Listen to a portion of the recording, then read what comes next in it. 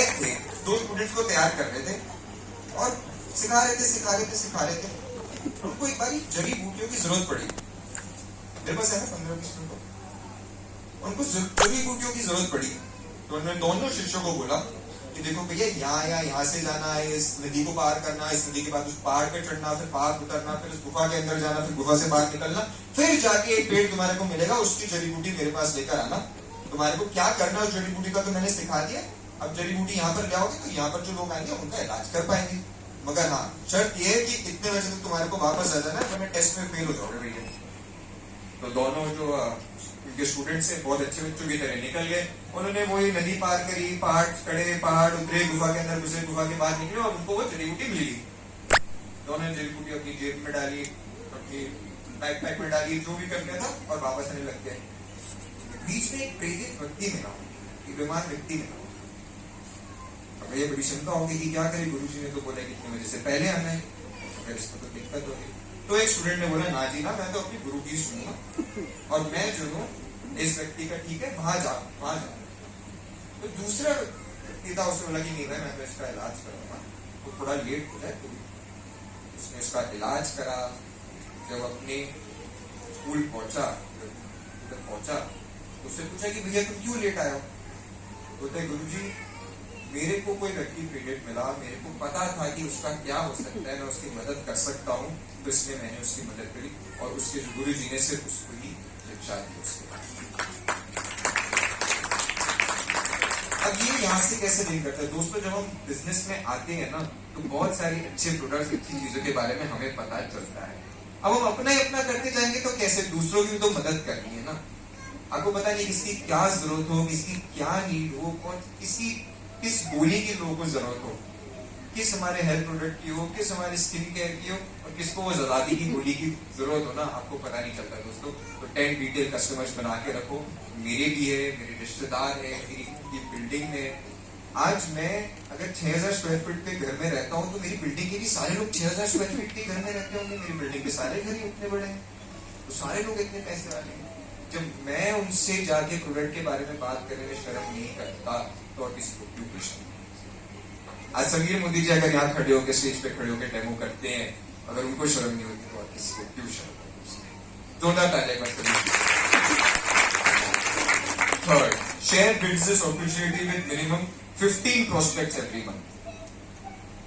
Sharing, बात करना।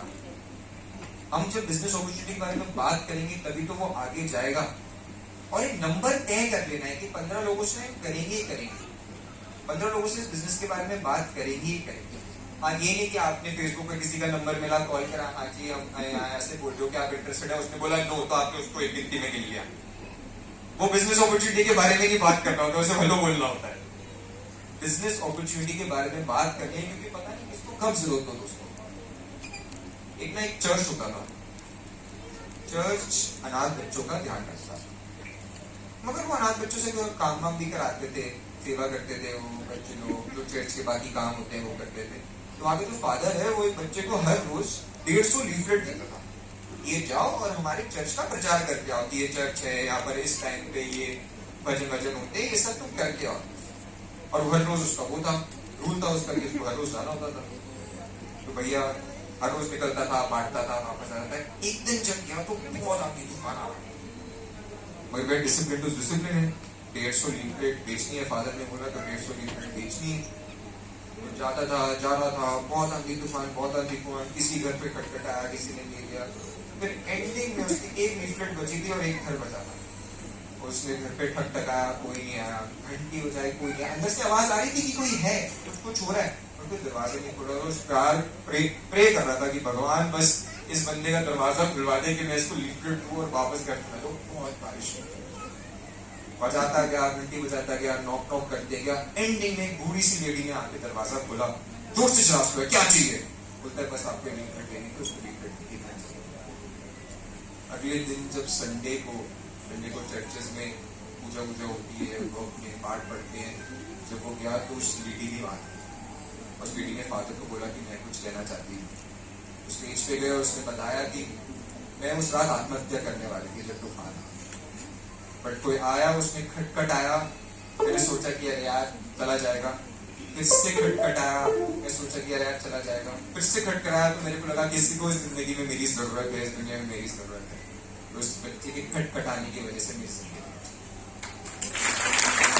तो आपको नहीं पता कि जब आप किसी के साथ शेयर कर रहे हो उनकी क्या जरूरत है। हम जब 3 फीट रूल अप्लाई करते हैं तो हम ये सोचते हैं कि हम इससे बात करेंगे तो ये व्यक्ति हमारे बारे में क्या सोचेगा। भैया आप सोचो कि उनकी हो सकता है जरूरत हो सकता है कोई वरदान लेकर जा रहा आप उनके लिए। 5 लोगों से बात करो, हो सकता है एक को जरूरत हो दोस्तों, और ये जरूर करना है। 15 लोगों से एज अपॉर्चुनिटी की बात करी है मैंने, और डिसिप्लिन से करनी है, इसको रूल बना है। देखते हैं हमारा फोर्थ कोड क्या है, फॉलो 2-4-1 4-2-1 फॉर्मूला। 4-2 का 1 कौन कौन जाता है? 4-2 का 1 हमको कौन सा काम कर रहे हैं आज 4-2 के 1 से? 1 यस, जोरदार तालियां बजाइए। 4-2 का 1 4 परिवर्तन, 2 ट्रेनिंग, 1 सेकंड। आज बहुत सारी लेडीज स्टेज पे बोल के गई है कि हम हमारे बच्चों को घर छोड़ के आए हैं इस मीटिंग में अटेंड करें, क्योंकि वो महीने की शुरुआत से सोच के आए थे कि हम ये मीटिंग अपने दिन बांध लो। महीने की शुरुआत में ही आपको पता चल ही जाता है, किसी ग्रुप पे आ ही जाता है कि किस ऑफिस में किस वक्त क्या हो रहा है, किधर क्या सेमिनार होने वाला है। महीने की स्टार्टिंग में अपने दिन बांध लो। अगर डिसाइड हो रखा होगा तो चले जाओगे, अटेंड कर लोगे, मीटिंग कर लोगे। अगर नहीं होगा ना तो जिस दिन मीटिंग होगी उस दिन कोई रिश्तेदार आ रहा होगा, कुछ हो रहा होगा, कुछ हो रहा होगा। तो महीने की स्टार्टिंग में दोस्तों डिसाइड कर लो। यही जो 4-2 का 1 फॉर्मूला है ना, जो पावर ऑफ मल्टीप्लिकेशन के बारे में बात करते हैं ना दोस्तों, वो 4-2 का 1 फॉर्मूला ही कराता है। 4-2 के 1 फॉर्मूला से ही वर्कआउट करता है। कहानी सुनाता हूँ। एक बार एक राजा था, चेस उसका बहुत पसंदीदा था। चेस सबको पता है, शतरंज, चेस उसको बहुत अच्छा लगता था और वो बहुत अच्छा भी खेलता। और राजा थे जो थोड़ा सा घमंडी पे थे कि हमारे को तो कोई नहीं हरा सकता। तो भाई साहब ने ऐलान कर दिया कि अगर जो भी मेरे को शतरंज में हरा जाए, अगर मेरे को लगेगा कि हाँ ठीक ठाक बात मांग रहा है, ये नहीं कि मेरा राज्य मांग ले या रानी मांग ले, ये सब नहीं चलेगा। देखो अगर मेरे को लगेगा कि ठीक ठाक बात मांग रहा है तो मैं उसको दे दूंगा। बहुत सारे लोग आए, खेले उनके साथ, हारते गए, खेले हारते गए। फिर एक व्यक्ति आया, और सिंपल सा ड्रेस, सिंपल सा दिखने वाला एक व्यक्ति आया, सर खेलना चालू करा और जीत। तो राजा ने बोला कि चलो भैया मांगना है जो मांगो, मगर बोलता ठीक है सर, बहुत सिंपल सी चीज मांगता हूं मैं। हमारे सामने एक चेस बोर्ड है, एक चेस बोर्ड में ना 64 स्क्वायर्स होते हैं कि आप एक स्क्वायर में 2 दाने चावल के रखो, दूसरे में 4, तीसरे में 8, और ऐसे डबल डबल करते हुए सारे 64 में चावल बन दो।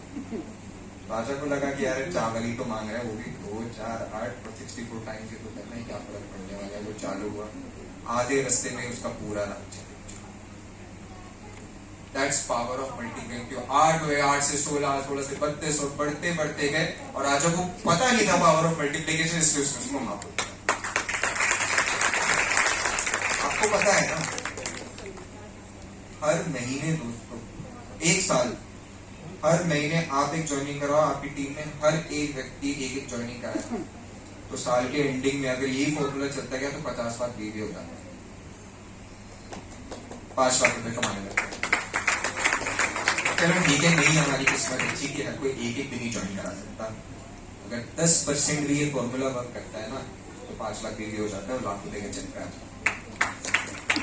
4-2 का वर्क करना है, बस कंसिस्टेंटली करना है। हाँ, कंडक्ट 1 मीटिंग एवरी डे। चलो अटेंड करने की तो हमने बात कर ली, चलो ठीक है, हमने डिसाइड भी कर लिया, बैठ भी जाते हैं, ताली भी नहीं बजाते, क्योंकि जब कोई बोलता है ताली बजाओ तो जोर जोर से ताली बजाने लग जाते हैं। चलो ठीक है, ये तो हम कर रहे हैं। अब कंडक्ट करना है भैया, लोगों को बुलाना है, ऑर्गेनाइज करना है, एक बोर्ड रखना है, उसमें हमारे को होती है थोड़ी टेंशन, और फिर हमारे दिमाग पे वही लग जाता है, यार मीटिंग करनी है, अब क्लाइंट भी बोल रहा है मीटिंग करनी है, हस्बैंड को बताया था करूंगी, वो भी बोल रहा है कब करूंगी, है ना। बच्चे पूछे पापा लोग आने वाले थे, पापा लोग आने वाले थे, सब टेंशन हो रही है, तो एक मीटिंग जरूर करनी है। एक बार क्या हुआ, कुछ लोग प्लेन में सफर कर रहे थे, 2 दोस्त थे, प्लेन में सफर कर रहे थे, और प्लेन क्रैश हो, क्रैश लैंडिंग कर ली उस सुनसान जगह में, जंगलों के बीच में। किस्मत से दोनों दोस्त बच गए। क्रैश हुआ है तो चोट वोट भी आई थी, गए तो लड़ाते लड़ाते चलने लगे कि भैया हम चलेंगे, कोई सड़क दिखेगी, कोई लगेगा मदद के लिए, चलो चलते हैं यहाँ से। चलते थे, जा ही रहे थे, उनको एक बूढ़ी औरत थी, उनसे भी ज्यादा खराब, उनसे भी ज्यादा खराब, वो उसकी भी किस्मत ठीक ठाक अच्छी थी कि वो भी बच गई। तो एक दोस्त ने दूसरे दोस्त को बोला कि भाई हमारी वैसे हालत फटेली है, हम क्या इनकी हेल्प करेंगे, चलो हम दोनों निकलते हैं, फिर कोई मिलेगा कभी तो इनको उसको मदद। दूसरे दोस्त ने बोला कि नहीं।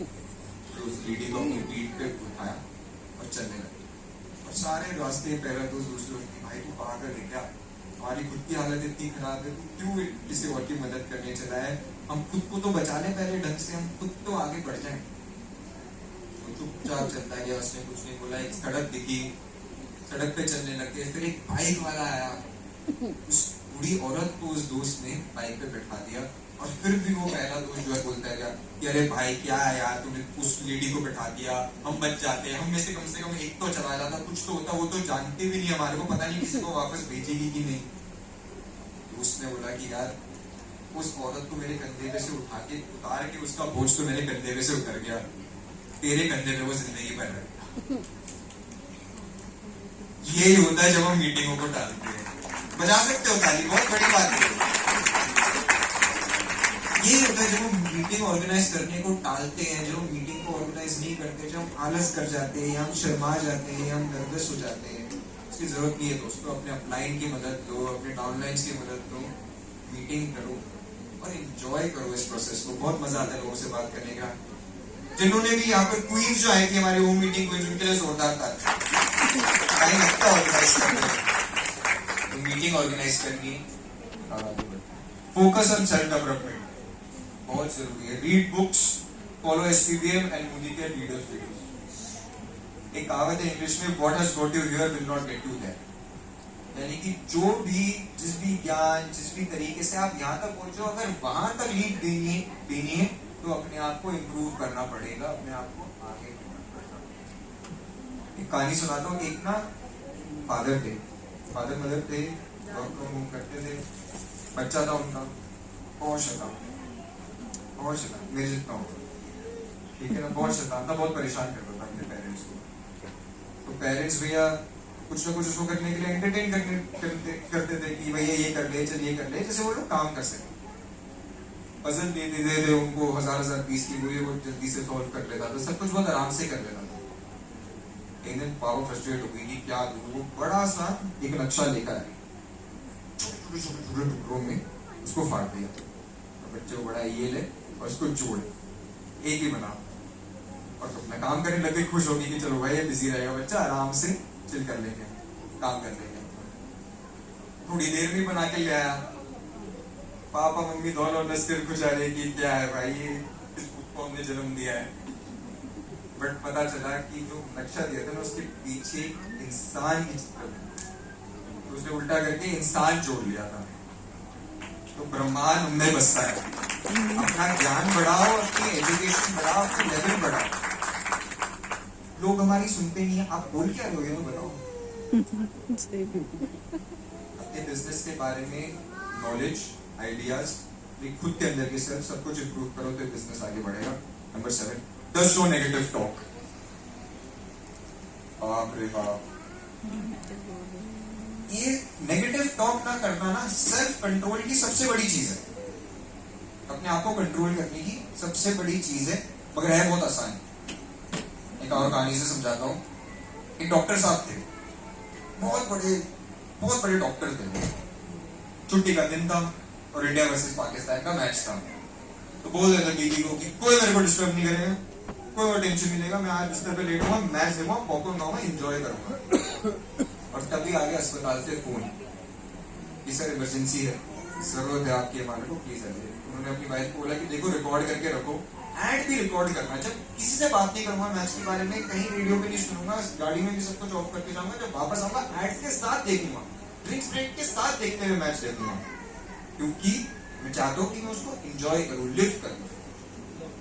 भाई साहब गए, ऑपरेशन भी कर लिया, बहुत लंबा ऑपरेशन किया, बहुत खराब केस था, 7-8 घंटे लग गए। घर वापस आ रहे थे, एकदम अपनी सीधी सड़क पे देखते थे, रेडियो भी कुछ नहीं चला रहा था, पास में से एक गाड़ी गुजरी, उसमें 4-5 ये इंडिया जीत गई करते हुए चले गए। उन्होंने बोला अरे यार हो गया कार्यक्रम, बट चलो कोई बात नहीं। घर गए, मैच के शौकीन थे तो मैच लगा, देखने लग गए। पहली 4 बॉल में सचिन तेंदुलकर आउट, 10 ओवर खत्म होने से पहले सहवाग हो गया। 50 ओवर खत्म हुए तो सिर्फ 200 रन बने थे कुल। पर डॉक्टर साहब की शक्ल पे शिकन नहीं। डॉक्टर साहब को कोई प्रॉब्लम नहीं, क्यों? क्योंकि पता है इंडिया जीतने वाला है। फिर पाकिस्तान आया, पहली बॉल पे छक्का, दूसरी बॉल पे छक्का, मगर कोई फर्क नहीं पड़ा, क्यों? क्योंकि इंडिया जीतने वाला है। आपको भी वही पता होना चाहिए, कोई हाँ बोले ना बोले, आप जीतने वाले। ये बिजनेस वर्क करेगा आपके लिए, ये सिस्टम वर्क करेगा आपके लिए। आपको बिलीव करना है तो नेगेटिविटी नहीं आती। बिलीव को स्ट्रॉन्ग रखो, अपने कैरेक्टर को स्ट्रॉन्ग रखो, तो चीजें वर्क आउट करती है। Next slide please. Takes responsibility of his own actions, success and failure. अपने आप को जिम्मेदार ठहराना बहुत बड़ी बात है। अपनी फेलियर्स, अपनी सक्सेस है, अपनी लाइफ है, और इसके ऊपर खुद की रिस्पॉन्सिबल ठहराना ना बहुत इंपॉर्टेंट रहता है। माना इस बिजनेस में आपके अपलाइंस है, मुझे घर का सिस्टम है, सब कुछ है, मगर अगर आप एक्शन नहीं करोगे और बच्चा बोलेगा ना कि पापा ये चीज चाहिए थी, बर्थडे के लिए नहीं लेकर आया, तो आपके अपलाइन को जाके नहीं बोलेगा कि आप क्यों नहीं लेकर आए, या पापा मेरे क्यों नहीं लेकर आए, क्या आपने क्या करा? वो आपसे ही पूछेगा, आपका बच्चा आपसे ही पूछेगा, आपकी फैमिली आपसे ही पूछेगी, है ना? अगर मैं एक रिस्पॉन्सिबिलिटी वाला एग्जाम्पल दूं तो ये हॉल है, पलीमानी हॉल है। अगर मैं इसमें मिट्टी भर दूं, हम सब बाहर हो गए, बाहर को कुछ नहीं होगा, बट खाली हॉल में मिट्टी भर दूं और इसके अंदर बोलूं कि 6 हीरे हैं इतने बड़े बड़े से पूरे इस हॉल में, तो क्या करोगे? मिट्टी खोदने लग जाएंगे, उंगलियों से खून निकलेगा तो भी कोई फर्क नहीं पड़ता, हाथ से खोदेंगे, एक्सकवेटर लेकर आएंगे, लेबर ला नहीं सकते, बोले जाएगी हीरा खुद ही करना पड़ेगा, बट रुकेंगे नहीं। तो दोस्तों दुनिया में भी ऐसे ही है, आपके 6 डायमंड ना कहीं बाहर है, आपको भी नहीं रुकना है। अगर योर डायमंड्स आर देयर, रुकना नहीं है, और खुद की सक्सेस का, खुद के फेलियर्स का, खुद के सामने जो अपॉर्चुनिटी आया उसको ग्रैब करा कि नहीं करा, उस सबका ऑनर्स खुद लेना है, तब बनता है व्यक्ति को। Follow code of ethics and guidelines. मेरे को पता है कि कभी कभार लगता है कि यार अच्छे लोग आखिरी आते हैं, लास्ट आते हैं। अच्छे लोगों के साथ तो कभी अच्छा होता ही नहीं, टेंशन होती नहीं। अब ऐसी कंपनी में जिसकी टॉप अर्नर ने कभी रूल नहीं तोड़े, तो आप भी टेंशन मत लो, आप भी आगे बढ़ जाओगे। इसको फॉलो करोगे तो आगे बढ़ जाओगे।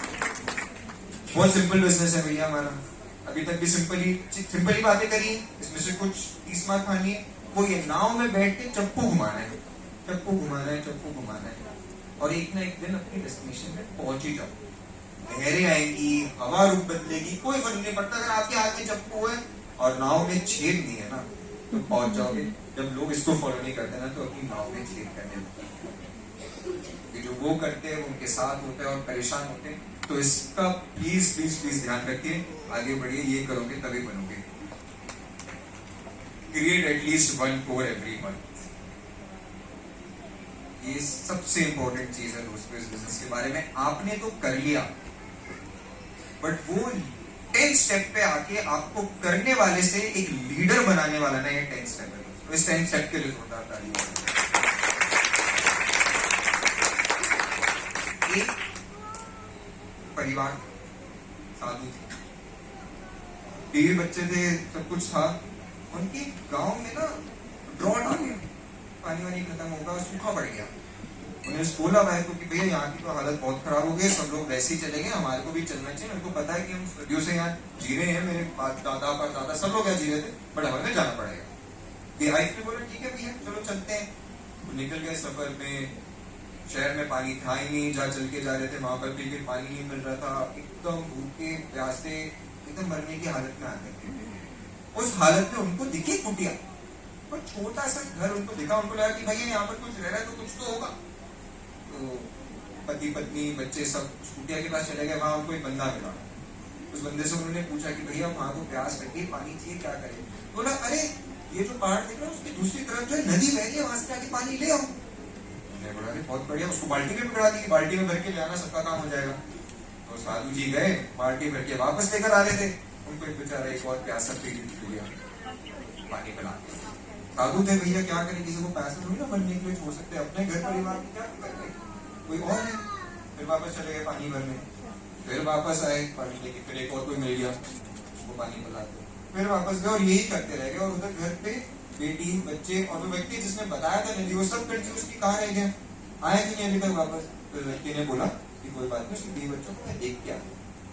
तो गया, वो मिला, तो उसने पूछा तुम क्या कर रहे हो।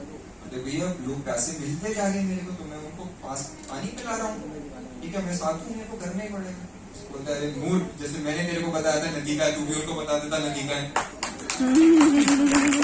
मेरे को थोड़ी ना जरूरत है किसी को अपने हाथ में पानी पिलाने की और ये सब कुछ करने की, जैसे मैंने बताया तू भी वही करना था। तो ये वही स्टेप है दोस्तों, पानी का है, लोगों को बताना है। तो बनाओगे गोल, बनोगे गोल, गोल विल गेट यू मोर। बातें सिंपल है, आसान है, करने में थोड़ी सी दिक्कत हो, कंसिस्टेंटली करने में। उसका भी सोल्यूशन है, वही सोल्यूशन है जो उस 90% मार्क्स आने वाले बच्चे के पास है और 33 नंबर जिसके ना है उसके पास। मोटिवेशन, मोटिवेशन और विश्वास। अपने ड्रीम्स तय करो। आज कॉर्डेलिया क्रूज है ना, सबको यहां होना चाहिए। पता है क्यों? क्यों जब नदी, जब समुद्र के ऊपर से क्रूज गुजरता है ना, तो हवा तो चल रही होती है, उस हवा के साथ वो नमकीन पानी आके मुंह के ऊपर लगता है हवा के साथ। और शायद से इस दुनिया में फीलिंग्स है जो उस फीलिंग्स जितनी अच्छी नहीं है दोस्तों, तो उस वो हवा के साथ नमकीन पानी को अपने मुंह पे छूटा हुआ फील करोगे ना, तो कोई रोक नहीं सकता तुम्हारे को कॉर्डेलिया क्रूज छोड़कर। जब दुबई लेकर जाती ना कंपनी, तो डेजर्ट सफारी कराती है। 1-1.5 करोड़ रुपए की जो लैंड क्रूजर 2 करोड़ रुपए की आती है इंडिया में, उसके अंदर बैठाती है, और वो जो टिले होते हैं रेत के डेजर्ट में, उसके ऊपर से ऐसे ऊपर नीचे सब कुछ अंदर से हिल जाता है। वो फील करोगे ना, तो कोई नहीं रोक सकता आपको दुबई जाने। इमेजिन करो, डिटरमाइंड रहो, अनाउंस करो लोगों को यार। अपने बॉस को बता दो कि सर इस महीने ना छुट्टी चाहिए होगी मेरे को, अगले साल मैं दुबई जाने वाला हूँ, क्वालिफाई ना करो तुम तो बात ना मत लेना मेरा, भाई छुट्टी दे देना, मैं तो जा रहा हूँ दुबई। रिश्तेदारों को बुला दो, पड़ोसी को बता दो जिसने आपको मुंडी गिरने के लिए मना करा था, फिर देखो कि कैसे क्वालिफाई नहीं होते। बताओ मेरे को ये गाड़ी लेनी है, उसकी फोटो चिपकाओ और लोगों को बताओ कि मैं गाड़ी ली है। स्टेज पे हम बोलते हैं, घर जाके बाहर जाके अपने घर की दीवारों पे हमने भी वही करा है। मेरे पेरेंट्स को जब मर्सिडीज खरीदी थी तो मेरे पापा के पास स्कूटर ही था, घर में 800 ही थी विदाउट एसी, हमारी कोई हालत अच्छी नहीं थी, बट उन्होंने वो प्रॉमिस करा था, वो पोस्टर लगाया था कि मेरे को ये करना है तो वो कर। लेवल्स मेंटेन करो। मोदी कहते हैं हर लेवल पे अलग बोनस कर रखा है, अपनी लाइफस्टाइल बेटर करो, अपनी लाइफस्टाइल के लिए करो, वो लेवल्स मेंटेन करो, उसके लिए मोटिवेटेड रहो। हर एक ऑफर को मानो कि ये मेरे लिए आया है। दुबई आपको सिर्फ दुबई घुमाने के लिए नहीं आया है, आप दुबई करोगे, जब तक क्वालिफाई करोगे ना, तब तक आपकी 3 लाख बिल्ड हो चुकी। दुबई में इतना दम है, इतना दम है दुबई। कॉर्डेलिया जिस व्यक्ति से क्वालिफाई कराओगे ना, वो व्यक्ति बिल्ड हो जाएगा हमेशा के लिए, इतना दम है कॉर्डेलिया। इन चीजों को फॉलो करो, सिंपल ये जो कोर वैल्यूज हैं इस बिजनेस की, उनको फॉलो करो और आगे बढ़ते जाओ। तो बस इतना ही कहना चाहूंगा मैं। लाइफ बहुत स्पेशल है, मौके कम आते हैं, इस मौके को मत छोड़ो। जो भी सोच रखा है, जो भी जाना है इस बिजनेस के बारे में, जितना भी समझते हो, पूरी जान से ये करा दो और सांस लो मोदी केयर करो, सांस लो मोदी केयर करो, सारी सक्सेस आपकी हो। Thank you so much.